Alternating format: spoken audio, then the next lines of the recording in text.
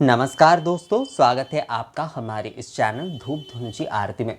दोस्तों, आप लोगों का वैसे तो मुझे कई सवाल मिलता है, कई लोगों को मैं जो है कमेंट्स में रिप्लाई देता हूँ, कई लोग मुझे मेल करते तो मेल में भी मैं जो है उन्हें रिप्लाई देता हूँ। तो कुछ दिन पहले मुझे एक भाई का मेल आया। वो शायद कॉलेज में पढ़ते हैं और शायद वो गोरखपुर से है। आई थिंक गोरखपुर से ही होंगे। एक्चुअली मुझे जगह का नाम ना हर समय उतना याद नहीं रहता है, पर शायद वो गोरखपुर से ही होंगे। उन्होंने मुझे कहा कि दादा, आप ये धूप आराधना जो पद्धति है उसे ही आपने क्यों चुना, यानी कि धूप आराधना और आरती की जो पद्धति है उसके माध्यम से ही जो है आपने देव सेवा और देव पूजन को क्यों चुना, इसके पीछे का कोई खास कारण है क्या?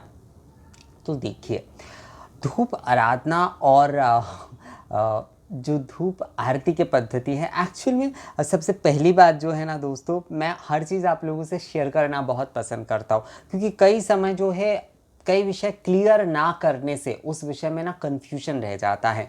और धूप धुनुची आरती क्योंकि एक परिवार है, जो कि एक भावना है, एक भावना के चलते परिवार है धूप धुनुची आरती के, तो उसके साथ जब आप जुड़ रहे हैं तो उसके विषय को समझकर अगर जुड़ते हैं और उसके उद्देश्य को, उसके विषय को अगर आप समझकर जुड़ते हैं तो आप बहुत दिनों तक उसके साथ जुड़े रह पाएंगे।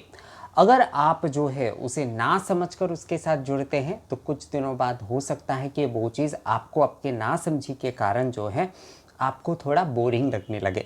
तो इसलिए जो है मैं हमेशा से ये कोशिश करता हूँ, बल्कि मैं ये करता ही हूँ। आपने देखा ही होगा कि ज़्यादातर वीडियोस में मैं जो है कई विषयों को जो क्लियर करता हूँ। धूप धुनुची आरती के क्या उद्देश्य है, उसके पीछे का कारण क्या है, इस भावना के पीछे की विषय क्या है, वो सारे विषय जो है मैं आप लोगों से क्लियर करता हूँ, ताकि जो लोग आप इस भावना के साथ जुड़ रहे हैं, हमारे चैनल के साथ आप जुड़ रहे हैं, वो समझ कर जुड़े, यानी कि इस विषय को, इस भावना को, इसके पीछे छुपे हुए जो भी सारे उद्देश्य मान लीजिए या फिर जो है पद्धति मान लीजिए, इन सारे विषयों को समझकर वो जो है इस आराधना पद्धति के भावना के साथ जुड़े। तभी जो है वो लॉन्ग टाइम में, यानी कि पूरे जीवन भर इसके साथ जुड़े रह पाएंगे, क्योंकि हम जो भी चीज़ समझदारी से सीखते हैं या फिर अपनाते हैं ना, उसके साथ ही हम जुड़े रहते हैं। जो चीज़ हम ना समझी में या फिर केवल मात्र कुछ दिनों के लिए मोहित होकर उसे अपनाते हैं, तो वो चीज़ कुछ दिनों के लिए ही होता है, वो चीज़ बहुत दिनों के लिए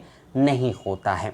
तो इसलिए जो है ये हमें अपने नित्य पूजा का अंश बनाना है। ये हर कोई जो है अपनी नित्य पूजा में कर, इस भावना के साथ ही जो है मैं आप लोगों से हर चीज़ क्लियर करता हूँ और शेयर करता हूँ।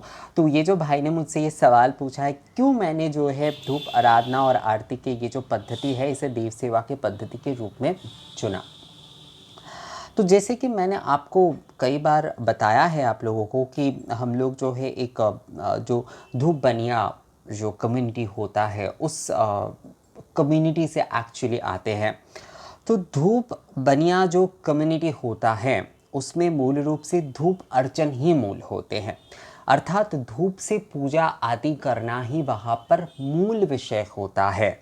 धूप से अर्चन करना, और वो धुनुची धूप, बिल्कुल धुनुची धूप, कोई और धूप नहीं, उस धूप से जो है अर्चन पूजन आदि करना और उसके माध्यम से ही जो है अपनी आराधना करना, अपनी नित्य आराधना करना, अपनी विशेष आराधना करना, वही जो है वो उनका मूल पद्धति होता है।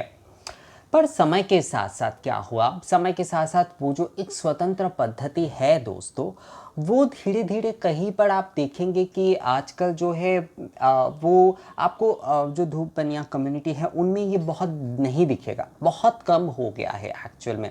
बहुत क्या, मैं तो कहूँगा कि बहुत मतलब देखने को ही नहीं मिलेगा आजकल आपको। शायद अगर 10 में से मैं कहूँ तो 2% लोग आजकल इसका पालन करते हैं। बाकी जो 8% लोग हैं वो आज इस प्रकार के जो पूजा आदि होते हैं उसी चीज़ को पालन करते हैं।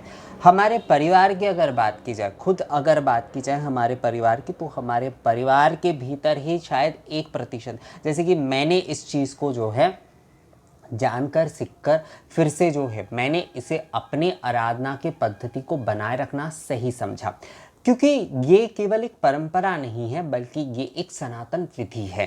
तो इस वजह से मैंने इसके ऊपर जो है स्टडी करके, हाँ दोस्तों थोड़ा बहुत स्टडी भी करना होता है क्योंकि इसके पीछे की विषय क्या है, इसके ये पद्धति जो है कब से चल रहा है, इसके साथ इतिहास का क्या कनेक्शन है, पुराण का, वेद का, तंत्र का, इसके साथ क्या कनेक्शन है, ये सारी चीज़ें थोड़ा बहुत जानना होता है। बहुत सारे मैं भी जान पाया हूँ ऐसा बिल्कुल नहीं है।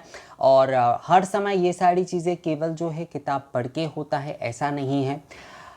लोग कितना कर रहे हैं, किन किन जगह पर इसकी प्रचलन अभी भी है, इसके पद्धति एक्चुअली विधि, मेरा मतलब है कि किस प्रकार से ये किए जाते हैं, जैसे धूपाग्नि प्रज्वलन आदि, ये अगर आप प्रैक्टिकली नहीं देखेंगे तो आप केवल पढ़ के इस चीज़ को समझ नहीं पाएंगे। तो दोनों चीज़ ही यहाँ पर अगर देखा जाए तो समानता से ज़रूरी, प्रैक्टिकल चीज़ ज़्यादा ज़रूरी है।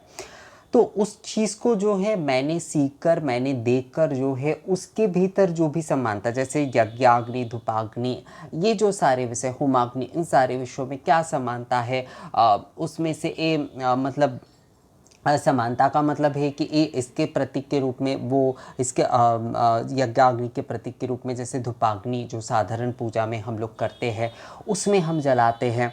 तो ये जो सारे विषय है इसे लेकर मैंने थोड़ा एक सेल्फ स्टडी किया आप बोल सकते हैं, और अभी भी जो है मैं उसके ऊपर स्टडी कर रहा हूँ। तो मुझे लगा कि ये जो विषय है इसे लुप्त क्यों होने दिया जाए। ये जो परंपरा है, ये जो पूजा पद्धति है, ये एक सनातन और प्राचीन पूजा पद्धति है, और जबकि इसके उल्लेख जो है कई शास्त्रों में है। अग्निष्टोम यज्ञ का फल जो है वो आप अगर धुनुची, धूप, गुग्गुल, घृत के साथ, राल के साथ करते हैं, अगरू के साथ करते हैं, तो आपको अग्निष्टोम यज्ञ का, राजसूय यज्ञ का फल भी प्राप्त होता है। इस प्रकार के कई प्रकार के उदाहरण मैं ऑलरेडी जो है कई वीडियोस में आपको दे चुका हूँ, और आगे भी शायद ऐसे कई सारे विषय जो है उसके बारे में आपको जानकारी देता रहूँगा दोस्तों। तो जब मैंने ये जाना तो मुझे लगा कि क्यों ना इसके मतलब इस परंपरा को और भी ज़्यादा अच्छे तरीके से विस्तृत किया जाए, और भी अच्छे तरीके से इस परंपरा को संरक्षित किया जाए, ये बहुत ज़रूरी है। कई लोगों ने मुझे कहा कि ये जो परंपरा है ये सही नहीं है, ये परंपरा केवल जो है कम्युनिटी बेस है, इस प्रकार से भी मुझे कई लोगों ने भ्रमित करने की कोशिश की। आप जब भी कोई काम करेंगे, आप जब भी कोई विषय या फिर सनातन हो, प्राचीन, जिसके जो कॉमन नहीं है, मतलब लोगों में उतना प्रचलित नहीं है, उस विषय को लेकर लोग आपको भ्रमित करने की भी कोशिश करेंगे। लोग ये चाहते हैं ज़्यादातर कि कॉमन जो चीज़ें बस इंसान वही करे, बाकी जो भी सारी चीज़ें जो अनकॉमन है उसमें क्यों परेशान होना। जैसे कि मैंने आपको अपने परिवार के बारे में भी बताया, क्योंकि देखिए दोस्तों, मैं हर चीज़ साफ़ करना बहुत सही समझता हूँ। मेरे परिवार के मतलब मेरे घर के छोड़कर जो है अगर बात करूँ, मेरे दूसरे जो रिलेटिव्स वगैरह, वो भी आजकल इन सारे झंझट में, क्योंकि ये धूप की व्यवस्था करने के लिए उसके जो धूप सामग्री की तैयारी करना होता है, नारियल के छिलके की व्यवस्था करना होता है, कई जो इन सारे विषयों को जो है वो इन झमेले या तामझाम में नहीं जाना चाहते हैं। तो इस वजह से वो आजकल जो है धूप कप वगैरह ये सब कुछ यूज़ करते हैं, पर वो धूपाग्नि तो नहीं हो रहा है। तो ये एक विषय है। तो जैसे कि मैं बता रहा था कि कई लोगों ने मुझे कहा कि अब वो पुराने समय में इस प्रकार से होता था, उस समय ऐसी ऐसी व्यवस्था करना संभव होता था, और कई लोगों ने मुझे ये भी कहा कि कम्युनिटी बेस है, इसे करना ज़रूरी है या नहीं। मतलब पंचोपचार से जो पूजा विधि है उसमें ये उतना ज़रूरी नहीं है। धूप नैवेद्यम वगैरह वो जो है वो केवल मठों में या मंदिरों में ही दिए जाते हैं, उसे करने की कोई ज़रूरत नहीं है। जो आम साधारण पूजा जो होती है बस उसे ही जो है करना सही होता है, बाकी जो भी सारी चीज़ें वो मठ मंदिर में ही सही रहेगा। तो मैंने हर किसी के विषय को सुना, और जो है मैं फिर भी करता गया। मैं कभी भी जो है मैंने अपनी धूप आराधना और आरती को तब भी मैंने नहीं छोड़ा। विशेष पूजा में, नित्य पूजा में, वैसे मैं ना कई समय नित्य पूजा नहीं कर पाता हूँ, मतलब मैं अपने घर पे अगर रहता हूँ तो कई समय ये संभव नहीं होता है मेरे लिए। विशेष पूजा मैं ही करने की हमेशा कोशिश करता हूँ, नित्य पूजा कई समय मेरे लिए करना संभव नहीं होता है। कई काम, कई मतलब घर के बाहर के कई प्रकार के कुछ काम होते हैं जिसके कारण जो होता है मेरे लिए संभव हर दिन शायद नहीं हो पाता है। और कई समय ऐसा भी होता है कि एक हफ्ते या फिर उससे भी ज़्यादा दिन मैं नहीं कर पाता हूँ।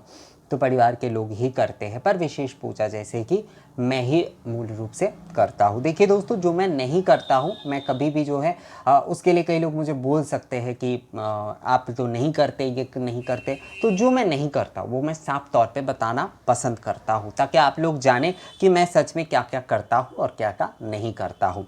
मुझे कोई अपने बारे में बढ़ा चढ़ाकर बोलकर या फिर मैं बहुत इस प्रकार के ऐसे करता ही हूँ, जो चीज़ नहीं करता उसे भी जो है बना बनाकर बोलने में मैं विश्वास नहीं रखता हूँ। तो धूप पूजा के ये विषय को लेकर जो है कई लोग मुझे इस प्रकार के बोलते रहे। तो एक बार जो है मैं बेलूर मठ में गया, वहाँ पर मैंने संध्या आरती दर्शन करने के लिए गया। पहले के समय में बहुत जाता था मैं, कोविड के पहले भी जाया करता था, अभी थोड़ा कम हो गया है। और मतलब कोविड के पहले भी उतना नहीं जाता था। पहले अगर देखा जाए तो मैं जब 2016-17 में बहुत जाता था उस समय।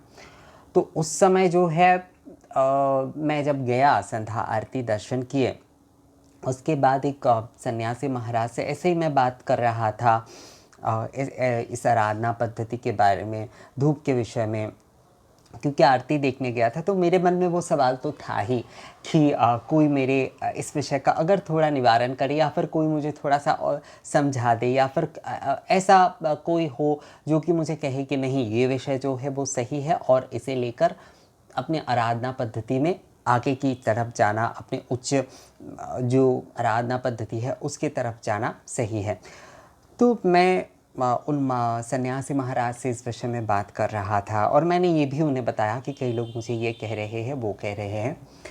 तो उन्होंने मुझे एक विषय कहा कि भगवान श्री रामकृष्ण की वचनामृत अगर तुमने पढ़े हैं तो वहाँ पर ठाकुर, मतलब श्री रामकृष्ण देव को एक्चुअल में ठाकुर कह के संबोधित किया गया है वहाँ पर। यहाँ पर भी हम श्री ठाकुर ही कहते हैं श्री रामकृष्ण देव जी को जो है बंगाल में।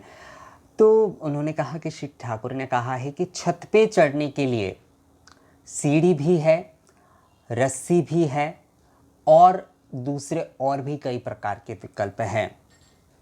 छत जो है वो ईश्वर है। तो ईश्वर की तरफ जाने के लिए तुम रस्सी से भी छत पर चढ़ सकते हो, तुम सीढ़ी से भी जा सकते हो, दूसरे जो भी सारे विकल्प हैं उसके माध्यम से भी पहुंच सकते हो। पर तुम अगर सारे चीज़ों में ही इस तरीके से जाओगे, अर्थात एक बार रस्सी से भी तुम जो है ट्राई कर रहे हो, एक बार सीढ़ी से भी ट्राई कर रहे हो, दूसरे विकल्प से भी ट्राई कर रहे हो, तो तुम्हारे लिए छत पर पहुंचना कभी संभव नहीं होगा। तो इसलिए तुम किसी एक पद्धति को लेकर अगर बढ़ने जा रहे हो सकता है कि सीढ़ी में चढ़ते चढ़ते तुम्हें थोड़े रुकावट आए, पर तुम्हें रुकना नहीं है, तुम्हें चढ़ते जाना है, चढ़ते जाना है। एक समय तुम छत पे पहुंच जाओगे, और छत पे जब तुम पहुंच जाओगे ना, तब तुम्हारे आराधना पद्धति यानी कि जो आराधना विधि है वही तुम्हें सही लगेगा। और सिर्फ तुम्हें ही नहीं, जो लोग तुम्हें आज कह रहे हैं इसके बारे में कई प्रकार की बाधा या फिर निषेध कर रहे हैं, एक दिन वही तुम्हारी इस विधि को जो है अपनाने के बारे में तुमसे जानकारी लेंगे। तो इसलिए जो है ईश्वर तक पहुंचना ज़रूरी है। विधि कई प्रकार के हैं, विधि कई सारे हैं, जितने मत होंगे उतने ही पथ खुल जाते हैं। तो एक मत को लेकर जाना चाहिए, हमेशा एक मत में ही एकाग्र होना चाहिए। अगर जो है बहुत सारे मत को लेकर एक बार इस पर चढ़ने जाओ, एक बार उस पर चढ़ने जाओ, एक बार इस मत के अनुसार चलने जाओ, एक बार उस मत के अनुसार, तो तुम कभी नहीं पहुंचोगे। हर आराधना पद्धति का उद्देश्य केवल मात्र विधि नहीं होता है, उस आराधना पद्धति का मूल लक्ष्य होता है। नदी जिस प्रकार से सागर में जाकर मिलित होता है, ये विधि जो होती है वो नदी होती है, उसका मूल उद्देश्य सागर में जाकर मिलित होना होता है। और सागर जो है वो ईश्वर है, अपार भंडार है वो, वहाँ पर सारे विधि जाकर मिल जाते, जैसे सारे नदी जाकर सागर में मिल जाते हैं, सारे विधि जाकर भी ईश्वर में ही एक हो जाते हैं। तो इसलिए तुम अपनी विधि को लेकर किसी भी प्रकार के अपने मन में कोई विषय मत रखो। अपने मन में जो है शुद्ध भाव रखते हुए उस विधि का, उस आराधना पद्धति का अनुसरण करते रहो। एक समय तुम्हारा मन ही तुम्हें गाइड करेगा कि तुम्हें क्या करना है और क्या नहीं करना है। तो विधि जो है तुम्हें अपने जिस विधि में तुम्हें लग रहा है कि तुम्हारे लिए ईश्वर तक पहुंचना आसान होगा, उस विधि के साथ ही तुम्हें चलना चाहिए। पहले के समय में क्या होता था दोस्तों, इस वजह से जैसे कि जो लोग वैदिक पथ को लेकर चलते थे वो संपूर्णता से वैदिक पथ के अनुसार ही जो है वो ईश्वर तक पहुंचना चाहते थे उस आराधना पद्धति के माध्यम से। जो तंत्रोक्त आराधना पद्धति के माध्यम से पहुंचना चाहते थे वो तंत्रोक्त पद्धति से पहुंचते थे। जो वैष्णव पद्धति से पहुंचना चाहते थे वो वैष्णव पद मतलब वैष्णव भावधारा के अनुसार पहुंचना चाहते थे वो उस प्रकार से जाते थे। जो शाक्त भावधारा के अनुसार पहुंचना चाहते थे वो उस प्रकार से जाते थे। जो निराकार भावना यानी कि अग्नि उपासना भी जो है कई प्रकार के निराकार आराधना में आते हैं, तो उस माध्यम से जो है जो जाना चाहते थे ईश्वर तक वो उसी माध्यम को जीवन भर जो है उसी माध्यम के साथ चलते थे। ऐसा नहीं है कि इस साल उन्होंने इस माध्यम को अपनाया दूसरे साल दूसरे माध्यम को। एकाग्र अगर किसी आराधना पद्धति में रहा जाता है तभी जो है हम ईश्वर तक पहुंच सकते हैं।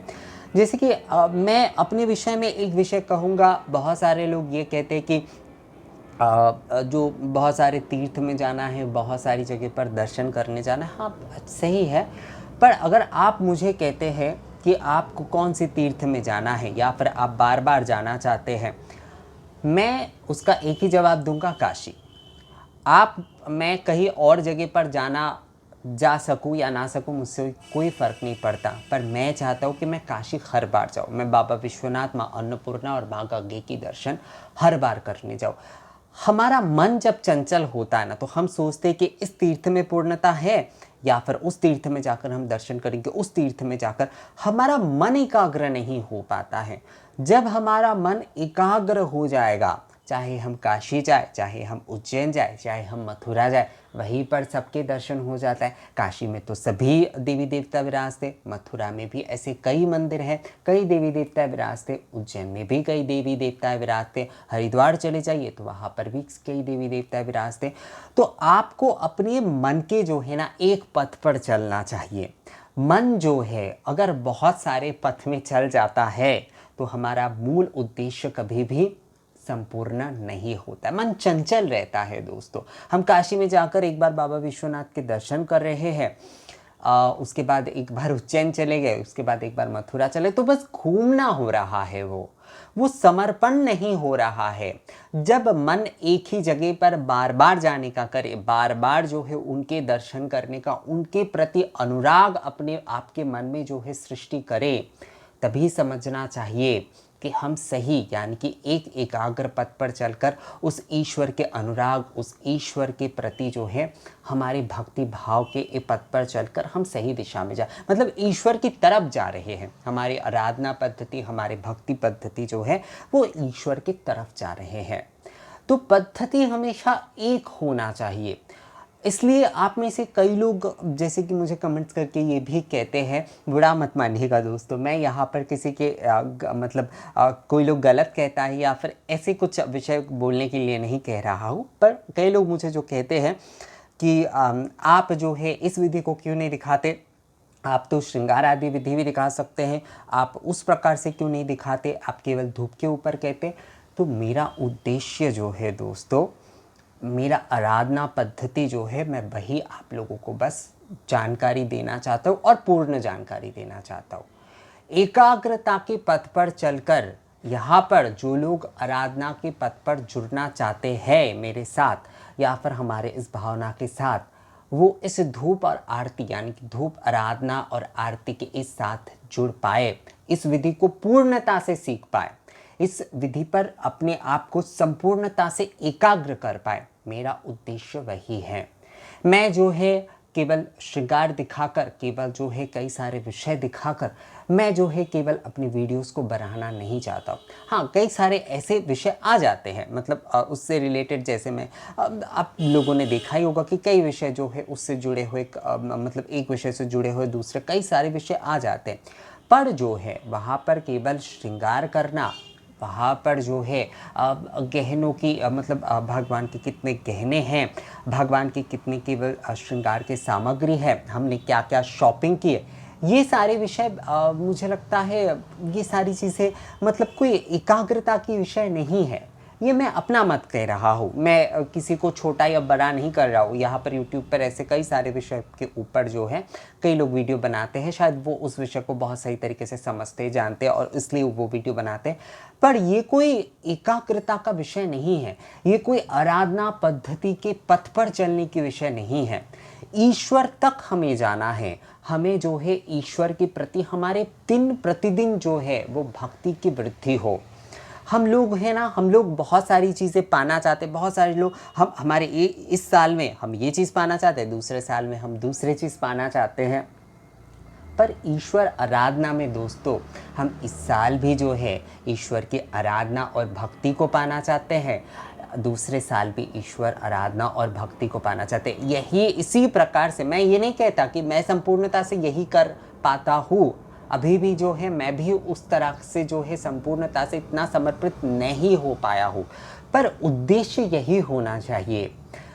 उद्देश्य हमेशा यही होना चाहिए। हम संसार में रहते हैं, मतलब हम सन्यासी तो नहीं हैं, हम लोग गृहस्थ हैं, पर ईश्वर को पाने का या फिर ईश्वर तक पहुंचने का जो भाव है वो इसी प्रकार का होना चाहिए कि हमारे इस साल जो है इस प्रकार का गोल होगा, दूसरे साल दूसरे प्रकार का गोल होगा। वो व्यापारिक होता है।